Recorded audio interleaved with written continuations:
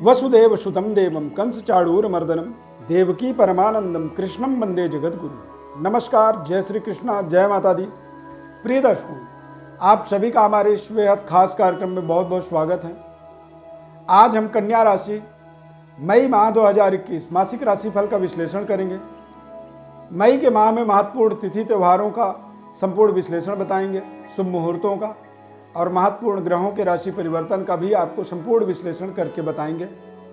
हमारे इस खास कार्यक्रम को शुरू से लास्ट तक आप जब देखोगे तो आपको आपके जीवन का एक महत्वपूर्ण रणनीति इस कार्यक्रम के माध्यम से प्राप्त होगा और ग्रहों के वास्तविक फलादेश को जब अपने जीवन में आप यूटिलाइज करते हैं, इस्तेमाल करते हैं, तो आपके जीवन में महत्वपूर्ण सुख समृद्धि की प्राप्ति होती है और शानदार सफलता से आप अपने आप को जोड़ देते हैं। मैं अष्टो अरविंद आप सभी का अपने इस खास कार्यक्रम में बहुत बहुत स्वागत करता हूं। प्रिय दर्शकों, कन्या राशि के अनुसार यदि देखेंगे तो तृतीयस्थ केतु का प्रभाव बना रहेगा। वृश्चिक राशि में पंचम भाव में शनि ग्रह, छठे भाव के अंदर देव गुरु बृहस्पति, अष्टम भाव में सूर्य बुध शुक्र, यानी कि आठवें घर में कन्या राशि के स्वामी जो ग्रह होते हैं बुध, वो अष्टम में चले जाते हैं। नवम भाव में राहु और दशम भाव में मंगल ग्रह का एक विशेष प्रभाव बना रहेगा। तिथियों की बात करें तो 7 मई को बरूथनी एकादशी रहेगा, 11 मई को वैशाख कृष्ण अमावस्या तिथि रहेगी, 14 मई को अक्षय तृतीया, 22 मई को मोहिनी एकादशी और 26 मई को पूर्णिमा तिथि। शुभ मुहूर्तों की बात करें तो मुंडन मुहूर्त 14 और 24 मई को रहेगा। उपनयन संस्कार के लिए 14, 21, 30, 13 और 16 मई रहेंगे। नए घर के गृह प्रवेश के लिए 7, 8, 12, 15, 21 और 22 मई ये शुभ मुहूर्त हैं। व्यापारिक शुभारंभ यानी कोई नए कारोबार का, व्यापार का या नए कार्य क्षेत्र का आप शुभारंभ करना चाहते हैं, नए करियर की, जॉब की, तो निश्चित रूप से 14, 21, 26 और 30 मई का आपको अपने जीवन में इन तारीखों का इस्तेमाल करना चाहिए। ये तारीख शानदार संशोधित शुभ मुहूर्त आपके लिए हमने लाया है, बता रहे हैं और इस मुहूर्त का आप अपने जीवन में अनुसरण करें, पालन करें। इससे आपको आपके जीवन में एक अलौकिक चमत्कारिक परिवर्तन जरूर मिलेगा। 2 मई को बुध ग्रह मेष राशि से वृषभ राशि में जाएंगे, 5 मई को मेष राशि से वृषभ राशि में शुक्र ग्रह जाएंगे और 15 मई को सूर्य ग्रह मेष राशि से वृषभ राशि में जाएंगे। यानी कि इस मई के माह में ये महत्वपूर्ण ग्रहों का राशि परिवर्तन होगा। कन्या राशि वाले जातकों के लिए देखा जाए तो तृतीयस्थ केतु जब होते हैं तो ऐसी स्थिति में भाई बहनों के साथ जो संबंध होते हैं वो थोड़े से कमजोर रहते हैं, रिलेशनशिप। कई बार बेवजह आपको भाइयों का जो जिम्मेदारी होता है उसे उठाना पड़ता है अपने कंधों पर। भाइयों का आपको सहयोग नहीं मिल पाता है और कई बार आपसी तालमेल का अभाव बनता है। पंचम भाव में शनि ग्रह विराजमान रहेंगे, यानी कि कन्या राशि वाले जातकों के लिए पंचमस्थ शनि का एक प्रभाव विशेष कल्याणकारी कह सकते हैं, लाभदायक।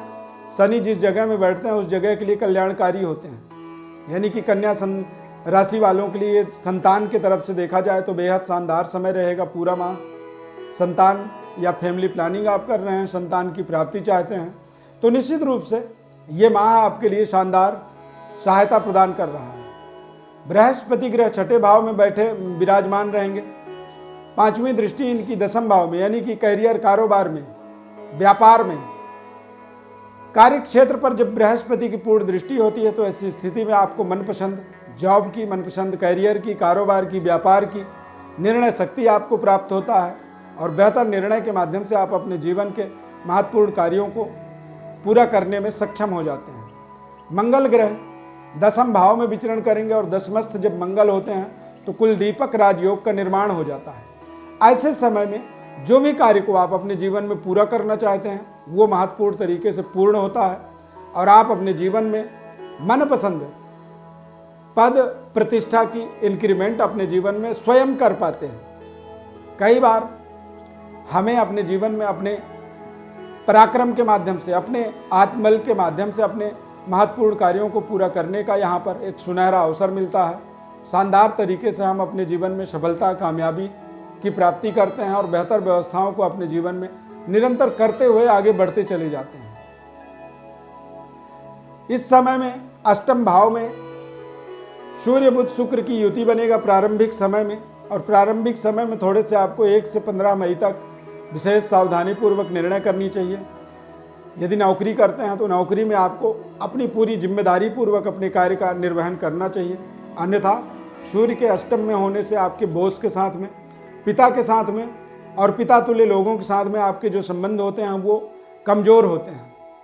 जब संबंध हमारे कमज़ोर होते हैं तो ऐसी स्थिति में कई बार हमारे रिश्तों में तल्ख पैदा होता है, तनाव युक्त वातावरण बनता है और हमें बेवजह मानसिक तनाव का सामना करना पड़ता है। शुक्र ग्रह कन्या राशि वाले जातकों के भाग्य का स्वामी होते हैं, और भाग्य के स्वामी होने के नाते अष्टम में शुक्र का विचरण होना 5 मई तक तो बेहद सावधानी पूर्वक आपको बेहतर मेहनत, परिश्रम, पराक्रम और जीवन के महत्वपूर्ण कार्यों का एक तरह से शुभारंभ करने के लिए 5 मई तक बिल्कुल भी न सोचें। 5 मई के बाद ही जो आपको शुभ मुहूर्त हमारी तरफ से बताए गए हैं उन मुहूर्तों का आप प्रयोग कर सकते हैं, उन तारीखों का, उन तिथियों का अपने जीवन में सकारात्मक इस्तेमाल कर सकते हैं। कन्या राशि के जातकों के जीवन में जन्मजात एक व्यापारिक कुशलता होती है, व्यापार करने की एक कला होती है, बातचीत करने की एक शानदार प्रक्रिया होती है, विधि होती है, और जिस विधि के माध्यम से आप निरंतर अपने जीवन के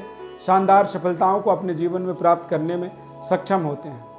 परंतु ग्रह स्थिति जब कमज़ोर होता है तो ऐसी स्थिति में सावधानी पूर्वक ही अपने जीवन के महत्वपूर्ण कार्यों का निर्णय हमें करना चाहिए, अन्यथा हमारे सारी बुद्धिमत्ता धरी की धरी रह जाती है, हम जीवन में निरंतर संघर्ष करते ही रह जाते हैं। तो ऐसे तमाम निर्णय जीवन के सोच समझ करके करना ही आपके लिए महत्वपूर्ण होता है।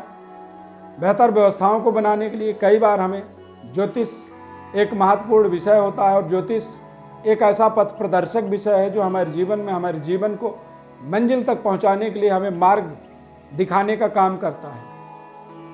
आपके जीवन में कोई ऐसी महत्वपूर्ण या रहस्यमयी कोई समस्या है, बारंबार मेहनत के बाद भी असफलताओं का सामना करना पड़ता है, अच्छा कारोबार, अच्छे जगह में कारोबार व्यापार कर रहे हैं, फिर भी आपको उस कारोबार में पूर्ण संतुष्टि नहीं मिल पा रही है, ऐसे तमाम सवाल आपके जीवन में हो सकते हैं। और ऐसे किसी भी सवाल के लिए या फिर संपूर्ण जन्म पत्रिका का एक सटीक विश्लेषण के लिए आप हमारे व्हाट्सएप नंबर पर अपनी बर्थ डिटेल लिख करके पूरा भेजें। आपको हमारी तरफ से आपको आपके जीवन के महत्वपूर्ण जन्म पत्रिका का, महत्वपूर्ण उपायों का और आपके महत्वपूर्ण सवालों का जवाब निःशुल्क रूप से हम आपको बताते हैं। हमारे इस खास कार्यक्रम में आप पहली बार यदि जुड़ रहे हैं तो हमारे चैनल को आप सब्सक्राइब जरूर करें, हमारे कार्यक्रम को लाइक करें और कमेंट बॉक्स में अपने सुझाव लिख सकते हैं। यदि कोई सुझाव आप देना चाहते हैं, कोई एडवाइस आप करना चाहते हैं हमारे लिए, तो आप हमारे कमेंट बॉक्स में आप ज़रूर लिखें। यदि हमारा कार्यक्रम आपको अच्छा लगा तो कमेंट बॉक्स में आप जय माता दी जरूर लिखिए। हमारे इस खास कार्यक्रम में जुड़ने के लिए बहुत बहुत धन्यवाद। माता रानी की अपार कृपा आपके जीवन में बनी रहे। बहुत बहुत धन्यवाद। जय माता दी।